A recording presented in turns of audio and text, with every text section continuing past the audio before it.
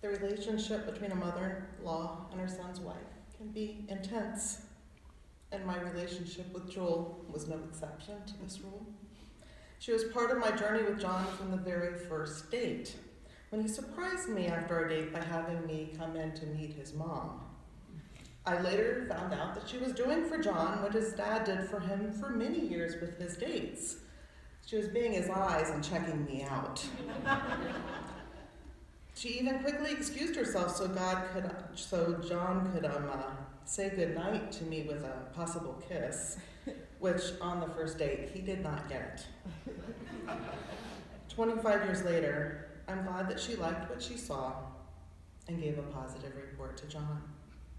Almost immediately, Jewel adopted me as part of her family. That included making quart jars of the best beef vegetable soup for me to take home so I'd have some decent suppers, and more homemade fudge than I could ever eat every Christmas. That included worrying about my travels between Fairfax and Baltimore. That included telling me, "I love you," each time we said goodbye. Those 3 words were important to Joel, and if you ended a conversation without them, you would receive a call back.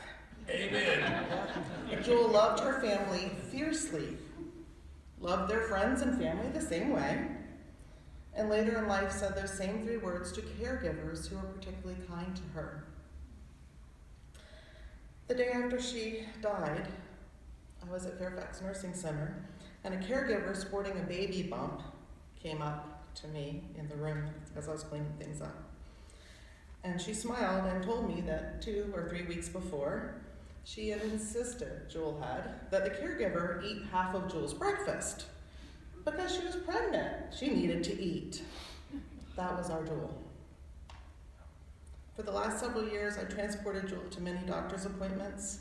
She knew every name of every staff member and most of their background information.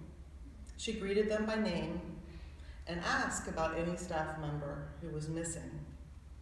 And I don't think she ever truly understood why I could not remember all of them, and was little help when she started to forget some names. At her primary care doctor's office, it was a reunion, as those people who had cared for her for so many years gathered around her wheelchair to greet her. Out in the world, she never knew a stranger, and stopped to greet and ask about many, many babies. One of the hardest things for her, becoming less mobile and a little more forgetful, was being more self-conscious and less able to show the world, "I love you." In her work files, her supervisors consistently stated that she went above and beyond in her work assigning soldiers as an employee of the Army. You see, to her, they were not just random soldiers, they were her boys. And she worried and cared for them as if they were family. It was her nature to adopt others, to make them her own. Towards the end of her life, she found joy in simple things. A McDonald's Happy Meal, the toy was part of the joy, and the car picnic that we often shared, nachos from Taco Bell, a bouquet of pink carnations, anything new, small, and thoughtful being given to her. Earlier, one of the highlights of her life was that a couple of years after John and I were married, my dad arranged for us to be taken by boat with the saltwater cowboys to the middle of the annual swimming of the ponies from Assateague to Chincoteague Island. That was on her bucket list. Her husband Keith always wanted to go home to the western mountains of North Carolina and not to the eastern shore of Virginia. So she had always wanted to see that event, and to be out in the middle of it was a bonus. She and another woman in our boat started jokingly waving like the Queen to spectators that were lined up. There's a picture of that somewhere. But my favorite picture of her is the one that's out on the board of her sitting on a porch at her niece Mary Ann's home with her beloved Lucy dog and Mary Ann's beautiful flowers. The family is not in the picture, but that she was surrounded by family that day is in her smile. She loved being with family. Keith woke up without a voice this morning and asked me to share you his favorite memory with his Nana.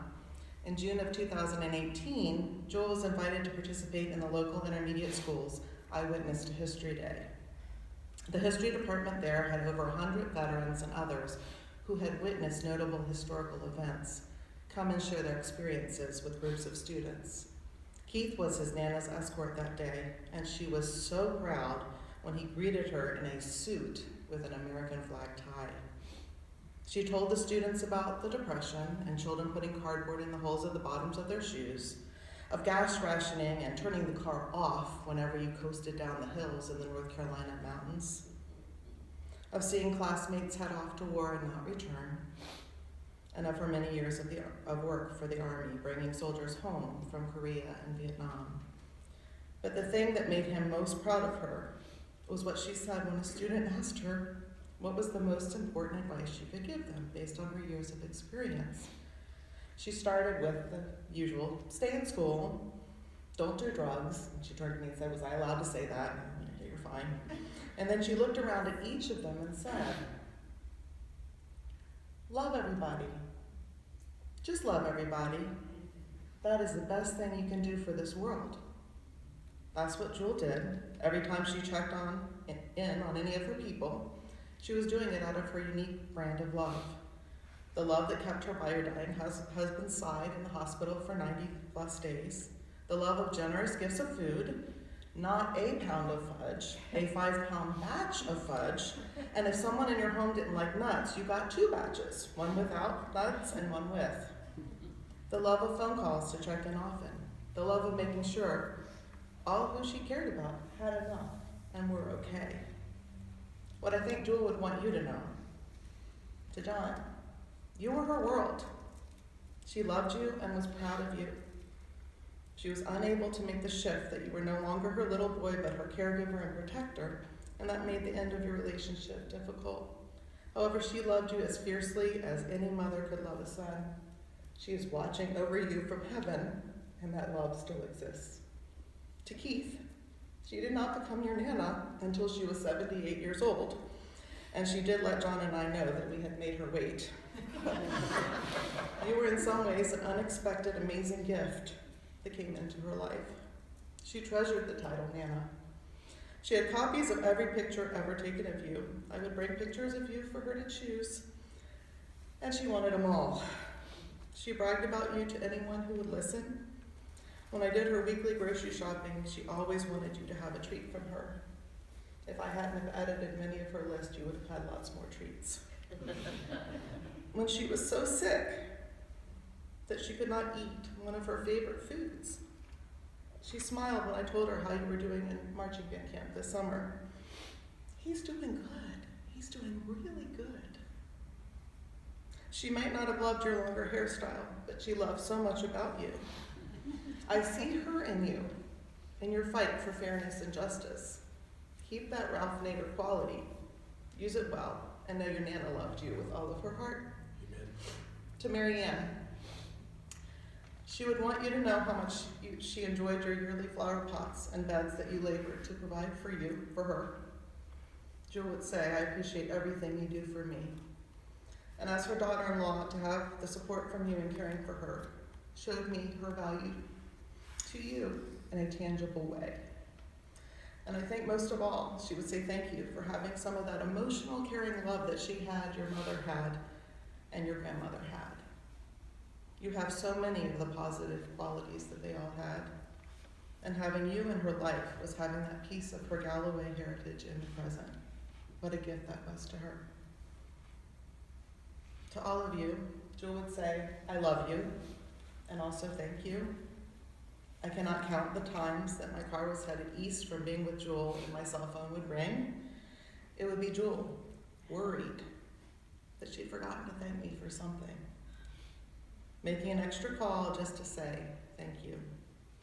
If she were here, she would be greeting you, hugging you, learning all about you, and enjoying your presence. And making sure that you joined us for lunch and that you had enough to eat. On behalf of all of her family, I say the words that she would say. We love you, and we appreciate each and everything you have done for us. And Joel, we love you, and we appreciate each and everything that you have done for us. Thank you.